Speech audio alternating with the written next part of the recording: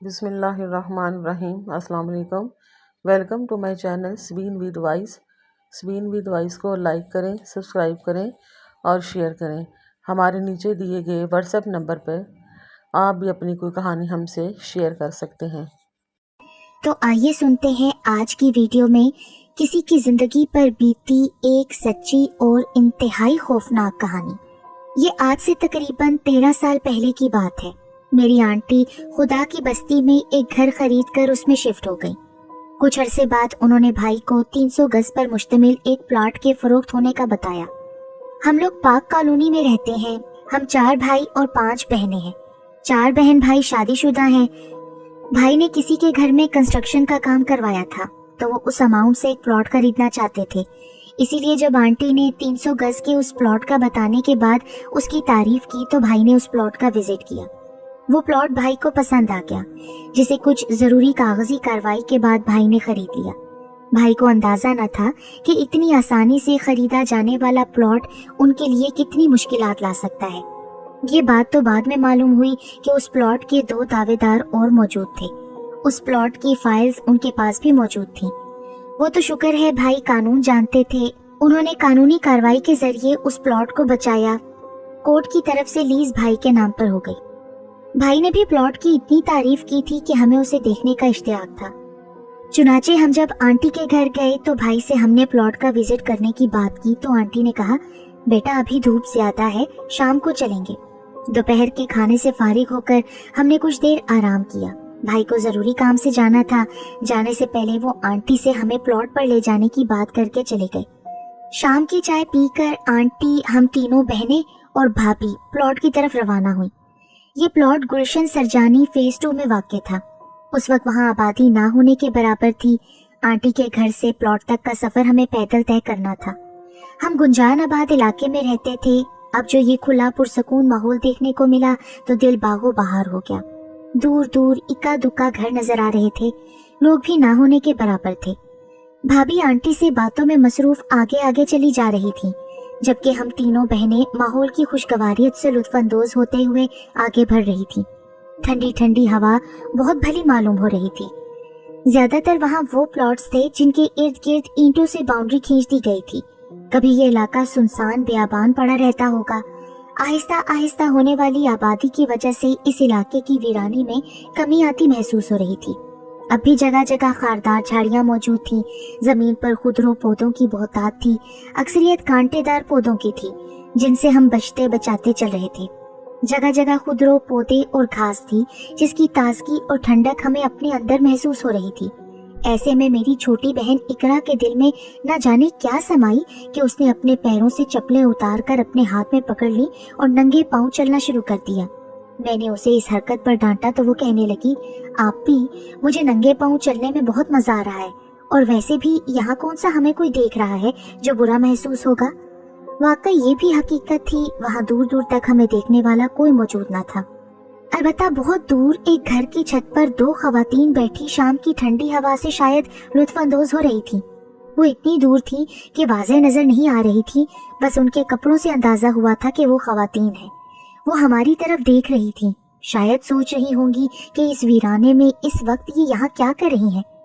وہ کیا سوچ رہی تھی ہمیں اس سے کوئی غرض نہ تھی، ہم تو بس کھلی فضا کے مزے لے رہے تھے۔ پلاٹ ہم سے کچھ فاصلے پر تھا۔ جب ہم پلاٹ کے قریب پہنچے تو اچانک آنٹی کی نظر میری چھوٹی بہن اقرا کے پیروں پر پڑی تو انہوں نے اسے خوب ڈانٹا۔ ارے یہ کیا حرکت ہے، ایسی ویران جگہ پر ننگے سر ننگے پاؤں نہیں پھرنا چاہیے۔ طرح طرح کے حشرات و لارس زمین پر پھر رہے ہیں، اگر کسی نے کاٹ لیا تو کیا ہوگا۔ ساتھ ہی انہوں نے ہمیں بھی ڈانٹا، تم دونوں نے کیوں نہ منع کیا اسے۔ ہم نے اقرا والی بات بتا دی تو وہ کہنے لگی، بیٹا اگر کوئی یہاں دیکھنے والا موجود نہیں ہے تو زمین پر زہریلے کیڑے مکوڑے تو موجود ہیں نا۔ آپ اپنے علاقے کے پارک میں تھوڑی پھر رہی ہو، یہ غیر آباد علاقہ ہے، یہاں پر ذرا سی بھی بے احتیاطی آپ کے لیے نقصان کا باعث بن سکتی ہے۔ اتنا لمبا لیکچر سننے کے بعد اقرا نے خاموشی سے اپنے پیروں میں چپلیں ڈال لی، ساتھ ہی ہم نے اپنے سروں کو دوپٹوں سے ڈھانپ لیا۔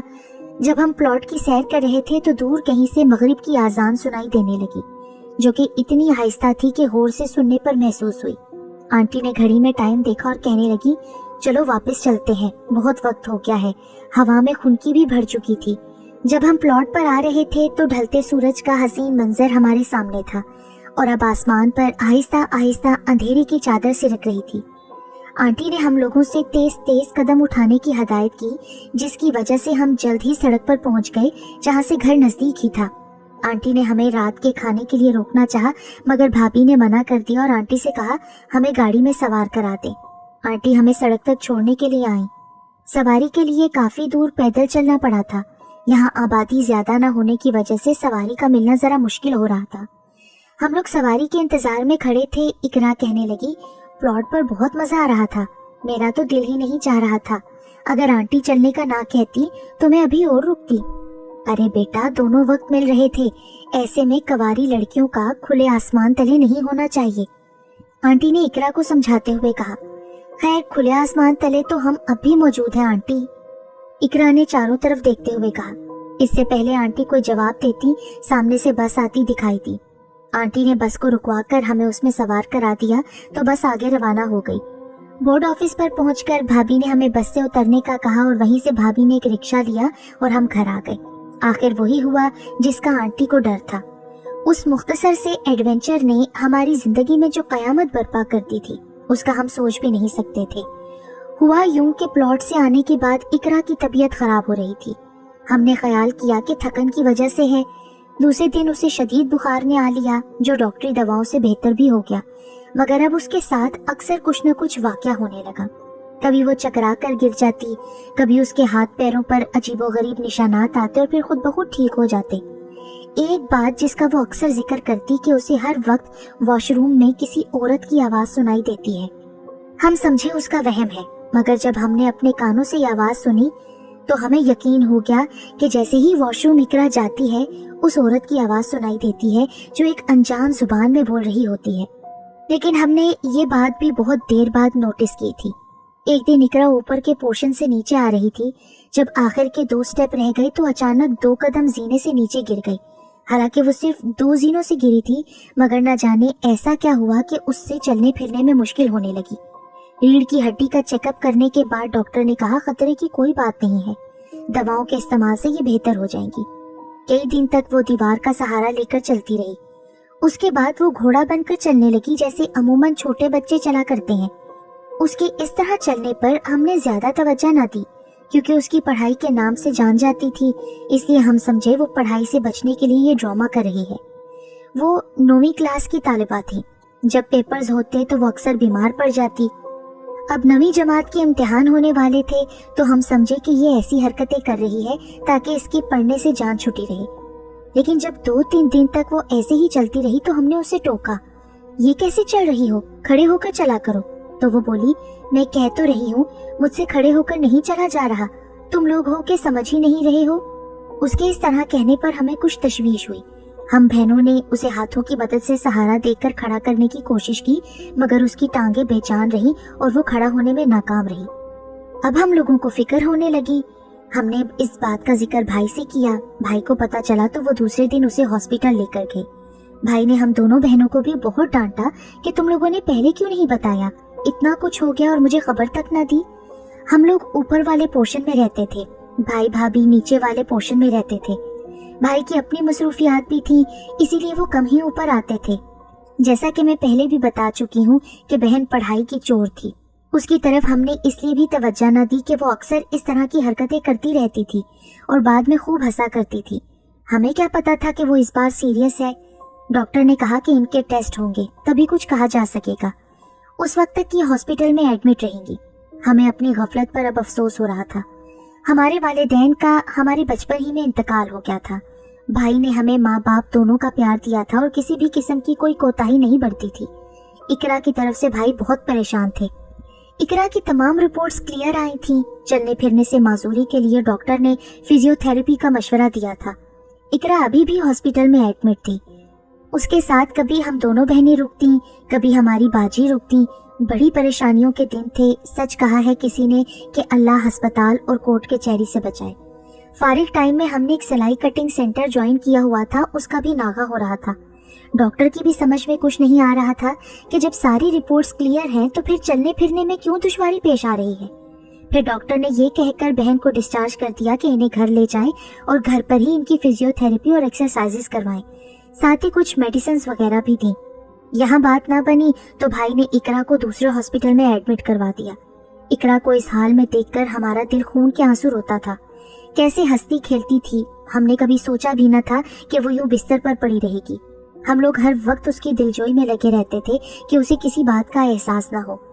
यूं ही बातों के दौरान उसने हमें बड़ी अजीब सी बातें बताई थी कि जब वो घर पर थी हमने उसका बिस्तर वॉशरूम के करीब लगा दिया था ताकि वॉशरूम जाने में उसे दुश्वारी ना हो, क्योंकि अक्सर ऐसा भी होता था कि देर हो जाने की सूरत में उसका यूरिन रास्ते में ही खता हो जाता था, जिसकी वजह से हम और वो खुद भी परेशान थी।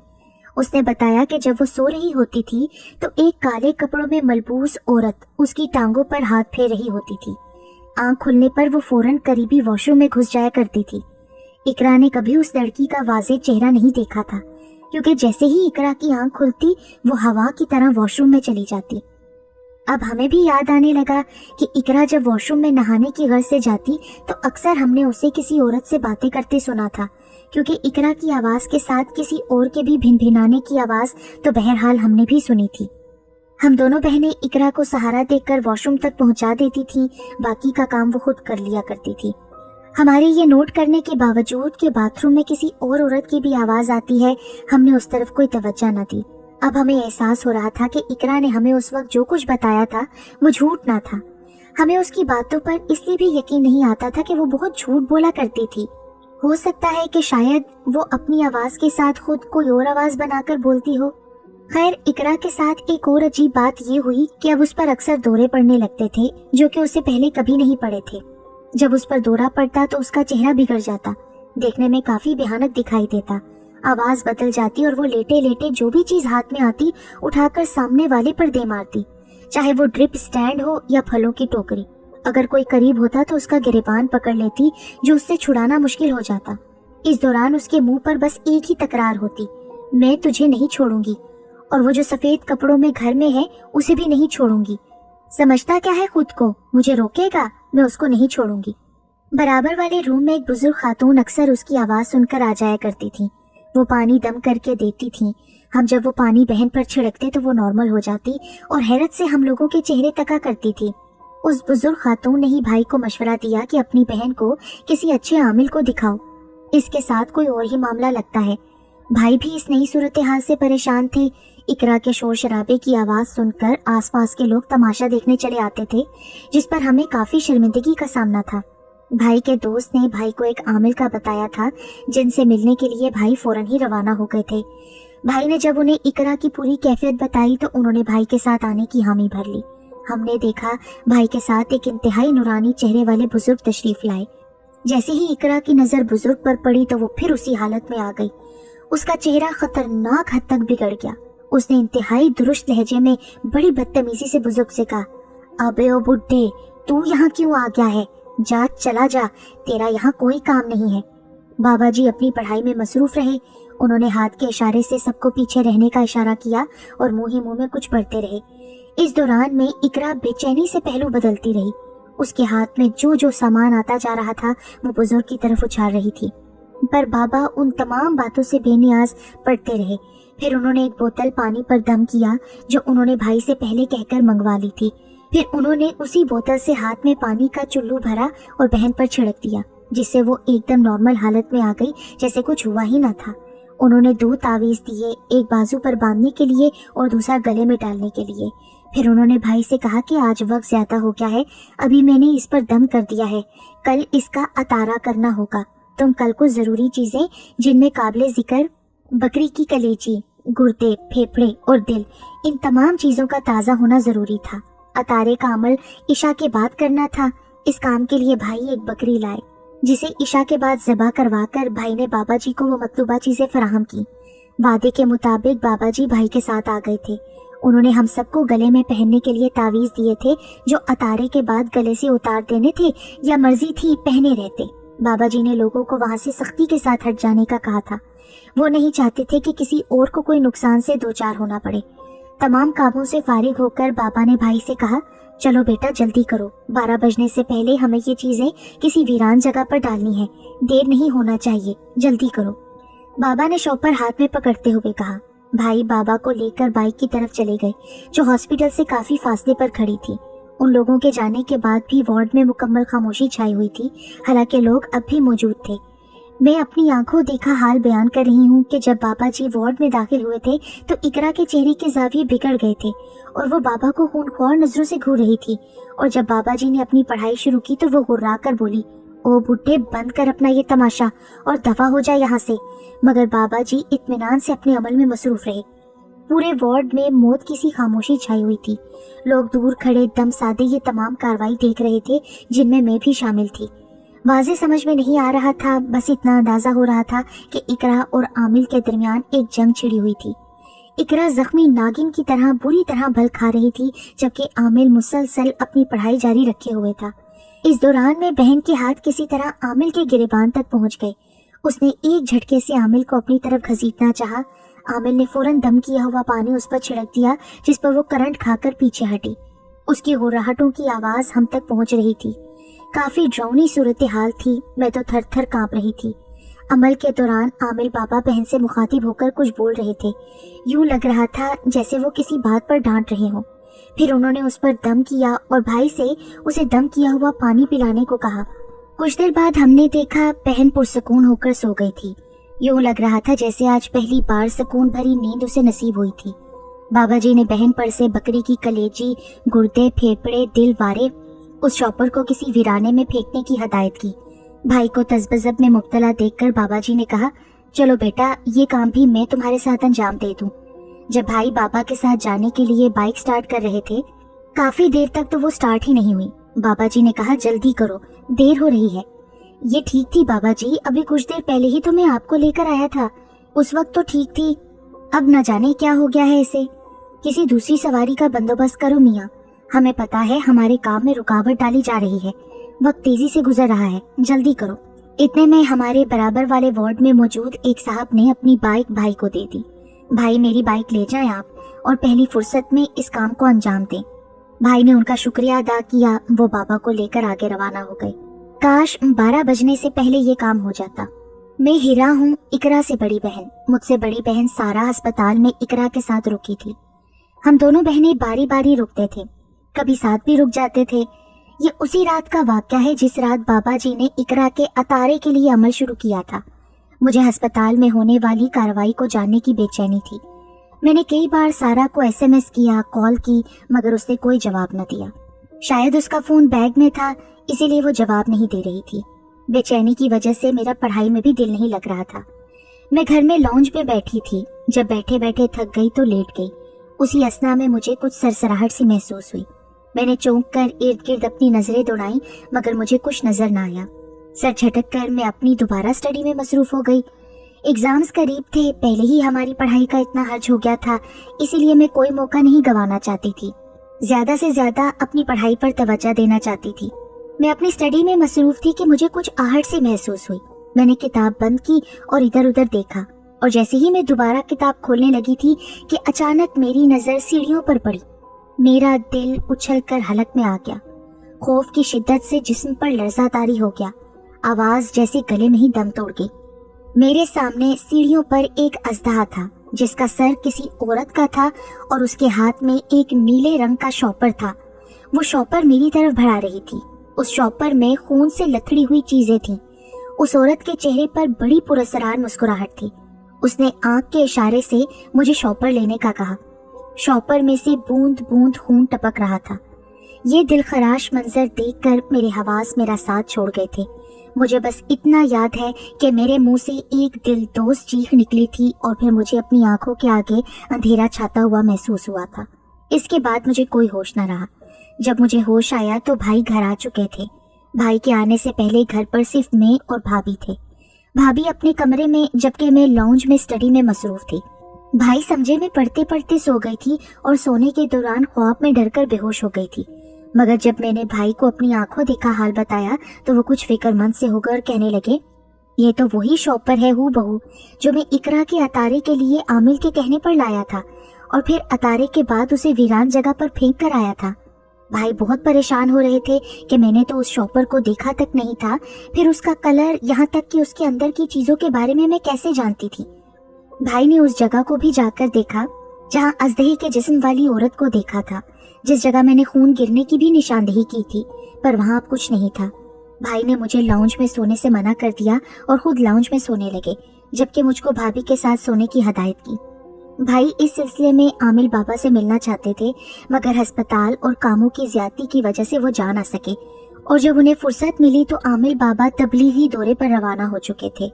अल्लाह का शुक्र था कि उस दिन के बाद से वो औरत फिर किसी को नजर न आई और इकरा पर भी कोई दौरा न पड़ा। लेकिन अब एक और परेशान कुन सूरत हाल पैदा हो गई थी। इकरा के पांव सीने की तरफ मुड़ गए थे। वो ज़र्ब की शक्ल में उसके सीने पर पड़े रहते। उन्हें सीधा करो मगर वो वापस उसी तरफ मुड़ जाते। इकरा से कहते तो वो कहती मैं कोशिश करती हूँ, मगर ये वापस इधर चले जाते हैं। यूं लगता था जैसे वो रबर के बने हुए हों। उन्हें खींच कर नीचे लाते, मगर छोड़ने पर वो वापस उसी तरफ चले जाते। हमारे लिए परेशानी का एक नया दरवाह हो गया था। डॉक्टर से रुजू करने पर एक्सरसाइज और फिजियोथेरेपी का मशवरा मिला, जो कि करवा भी रहे थे, मगर नतीजा सिफर था। उसी दौरान इकरा के बेड सोर्स हो गए थे, जो कि इतनी तेजी से बढ़े कि उसकी कमर की हड्डी तक दिखाई देने लगी। अपनी बहन का ये हाल देखकर हमारा दिल खून के आंसू रोता था। उसकी कमर और उससे जरा नीचे का गोश्त गल सड़ गया था और फुटबॉल बराबर का घड़ा पड़ गया था, जो कि मजीद आगे बढ़ रहा था। अगर ये सब कोई कमजोर दिल शख्स देख लेता तो शायद बच ना पाता। उसके जख्मों को देखना बड़े दिल गुर्दे का काम था। जख्म की बैंडेज के लिए हमने एक सायरा नामी नर्स मुकर्रर की, जो पूरी ईमानदारी के साथ अपना काम अंजाम दे रही थी। वो जख्मों को साफ करके ड्रेसिंग करती। इस अमल से बहन के जख्म आहिस्ता आहिस्ता खत्म हो गए। अल्लाह ताला ने हमारे दुखी दिल से की गई फरियादों को कबूल कर लिया और बहन को उस तकलीफ से निजात अता फरमा दी। साथ ही उस नर्स सायरा का भी बहुत शुक्रिया, जिसको अल्लाह ताला ने ये नेक हदायत फरमाई थी। अब सिर्फ बहन की टांगों का मसला था, जो किसी तौर सीधे होने का नाम ही नहीं ले रही थी। हर तरह के तेलों की मालिश कर ली, जिसने जैसा बताया वो करके देख लिया। यहाँ तक कि फिजियोथेरेपी के माहिर भी नाकाम हो गए, पर उसकी टांगें कैंची की शक्ल में उसके सीने पर पड़ी रहती। डॉक्टर्स ने इकरा को ये कहकर डिस्चार्ज कर दिया कि उसकी रीढ़ की हड्डी में मसला है। इसे बोल्ड जैकेट पहनाएं और बाकायदगी से फिजियोथेरेपी करवाएं, ये ठीक हो जाएंगी। आमिल बाबा के किए गए इलाज से अब इकरा पर कोई दौरा तो ना पड़ा और ना ही उसे उन दौरों के बारे में कुछ याद था, पर हम लोग उसकी टांगों की वजह से बहुत परेशान थे। भाई की परेशानी उनके दोस्त से छुपी ना थी। उनके पूछने पर भाई ने उन्हें पूरी तफसील से सारी बात बता दी, जिस पर उन्होंने भाई को तसल्ली देते हुए कहा, यार परेशान मत हो, टाइम निकाल कर मेरे साथ इशा के बाद आ जाओ, मैं तुम्हें अपने एक जानने वाले से मिलवाऊंगा। वो बहुत खुदातर्स इंसान है और बगैर मुआवजा लोगों की खिदमत कर रहे हैं। नमाजी परहेजगार इंसान है, गवर्नमेंट जॉब करते हैं। उन्हें देखकर कोई भी नहीं कह सकता कि वो कितने पहुंचे हुए हैं। कोई भी उनके पास से नाकाम नहीं गया। तुम्हारी बड़ी मेहरबानी होगी यार, अगर तुमने मेरा ये काम करवा दिया। तुम ईशा के बाद तैयार रहना, मैं तुम्हारे घर पहुंच जाऊंगा। चुनाचे ईशा के बाद भाई के दोस्त कामरान भाई को लेकर आरिफ नामी उस शख्स के पास पहुंचे।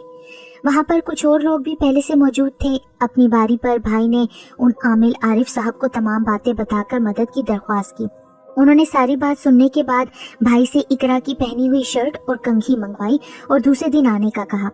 भाई दूसरे दिन उन चीज़ों के साथ आमिर साहब की खिदमत में हाजिर हुए। आमिर साहब ने काफ़ी देर पढ़ाई की और फिर भाई से कहा, आप समझते थे कि बहन के साथ मौजूद शय अतारे के बाद चली गई है, मगर आप लोगों की कुछ लापरवाही की वजह से यकीनन वो फिर चीज़ वापस आ गई है।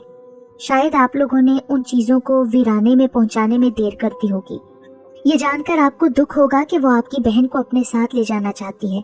आपको अपनी बहन की जिंदगी बचाने के लिए मेरी बताई हुई बातों पर सख्ती से अमल करना होगा। आपको मेरी बात पर यकीन नहीं आ रहा कि वो शायद दोबारा कैसे आ सकती है। आमिर साहब की बात पर भाई हैरान रह गए कि वो दिल में यही सोच रहे थे। उन्होंने एक चिराग देते हुए कहा, इसमें सरसों का तेल डालकर किसी ऐसे कमरे में जलाएं जो पाक साफ हो और किसी की मुदाखलत ना हो। इसके साथ ही कोई घर का फर्द सूरह रहमान की तिलावत करे। अगर ना पढ़ सकते हो तो रिकॉर्ड की हुई तिलावतें चलाएं। उन्होंने बहन के बाजू पर तावीज़ बांधने के लिए दी और सख्ती से बंधे रहने की हदायत की। साथ ही ये भी कहा कि जब चिराग जलाएं तो बहन को उसके सामने बिठाकर उस चिराग को देखते रहने की हदायत की। उसके साथ ही घर का कोई फर्द भी उसके साथ कमरे में आयतल कुर्सी का हिसार खींचकर बैठे कमरे का दरवाजा खुला छोड़ने और रास्ते से हट जाने की हदायत की थी। घर के तमाम अफराद को घर की खिड़की और दरवाजों से दूर रहने का कहा था। साथ ही भाई को 3 दिन बाद दोबारा बुलाया था। आमिर साहब की बताई हुई हदायत के मुताबिक इशा के बाद ये अमल शुरू किया गया। इकरा को ऊपर वाले कमरे में रखा गया और अमल के लिए नीचे वाला कमरा मुंतखब किया गया। इकरा को जब भाई नीचे लाते तो वो पसीने में शराबूर हो जाते। हड्डियों के ढांचे वाली धान पान सी इकरा का वजन कई गुना बढ़ जाता था कि भाई को नीचे लाना मुहाल हो जाता था। सेहतमंद सी इकरा की सारी तवानाई बीमारी ने निचोड़ ली थी। अब उसमें कुछ भी न बचा था, मगर जिस वक्त भाई उसे नीचे लाते उसका वजन 2-3 अफराद जितना हो जाता। आमिर साहब की हदायत के मुताबिक इकरा चिराग पर नजरें जमाई बैठी रहती और भाई कुछ फासले पर हिसार खींचकर बैठ जाते। पहला दिन और दूसरा दिन गुजर गया, लेकिन तीसरे दिन उस चिराग की लो 2 हिस्सों में बढ़ गई।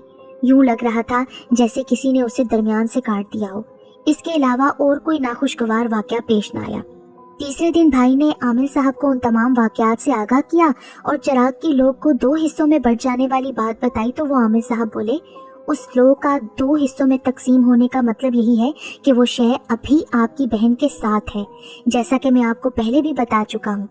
आमिर की बात सुनकर भाई परेशान हो गए तो आमिर कहने लगे, आप परेशान मत हो, इंशाल्लाह सब ठीक हो जाएगा। इस बार मैं उसका ऐसा बंदोबस्त करूंगा कि वो आपकी बहन का पीछा छोड़ने पर मजबूर हो जाएगी। आप ये इतर की बोतलें अभी ला कर दें।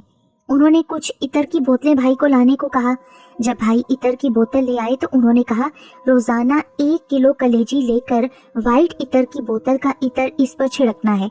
फिर उस कलेजी को बहन अपने पूरे जिस्म पर मले और फिर ग्रीन इतर की बोतल का इतर पानी की बाल्टी में डालकर उससे गुस्ल करना है। खाली दोनों बोतलें घर से बहुत दूर किसी कचरा कुंडी में डालनी है या किसी वीरान जगह पर ले जाकर डालना है। कलेजी चील कव्वों को डालने की हदायत की। ये अमल 41 रोज बिला नागा करना था। आमिर साहब ने इकरा की कमीज और कंघी जो भाई से मंगवाई थी उसे समंदर में फेंकने का कहा था। भाई उसे नेटी जेटी के पुल से नीचे समंदर में फेंक कर आए। इशा के बाद हम दोनों बहनें इकरा को डंडा डोली करके कमरे तक लाती। यकीन करें, धान पान से इकरा का वजन कई गुना बढ़ जाता था। उसे उठाने में हमें दांतों पसीना आ जाता था। एक बात और थी, वो कमरे में आने के वक्त बेचैन हो जाया करती थी, मुख्तलिफ तरह के बहाने तलाशने लगती थी, मगर कमरे में आते ही फिर पुरसकून हो जाया करती थी। उस अमल के कुछ रोज बाद मैं घर की बैक साइड की खिड़की से बाहर देख रही थी तो मैंने एक शॉपर को देखा तो चौंक उठी, क्योंकि ये तो वही शॉपर था जिसमें इकरा की कमीज और इस्तेमालशुदा कंघी थी जो भाई नेटी जेटी में डालकर आ गए थे। इतनी दूर से ये शॉपर यहाँ कैसे आ गया और इसे यहाँ कौन लेकर आया? हमने भाई को और भाई ने आमिर साहब को ये बात बताई तो बोले, जो शय आपकी बहन के पीछे पड़ गई है वो इतनी आसानी से इसका पीछा छोड़ने के लिए तैयार नहीं है। आप लोग तसल्ली रखें और मेरे बताए हुए अमल को बिला नागा करते रहें, इंशाल्लाह सब ठीक हो जाएगा। वक्त गुजरता रहा। बिला आखिर अल्लाह अल्लाह करके बड़ी मुश्किलों के साथ अमल के 41 रोज मुकम्मल हो गए। आमिर साहब ने भाई को बताया कि अल्लाह ताला के फजलो करम से आपकी बहन अब हर तरह के असरात से महफूज हो गई है। बहन से कहिएगा कि तावीज़ का असर खत्म होने तक उसे गले में पहने रहना है। भाई कहने लगे कि अगर मेरी बहन ठीक हो गई है तो उसकी टांगे काम क्यों नहीं कर रही हैं? आखिर क्या वजह है जो वो चलने से कासिर है? आमिर साहब कहने लगे, कुछ बातें जानना जरूरी नहीं होती, क्योंकि उनका जानना तकलीफदेह होता है। आप खुदा का शुक्र अदा करें कि आपकी बहन की जान बच गई, वरना तो कुछ भी हो सकता था।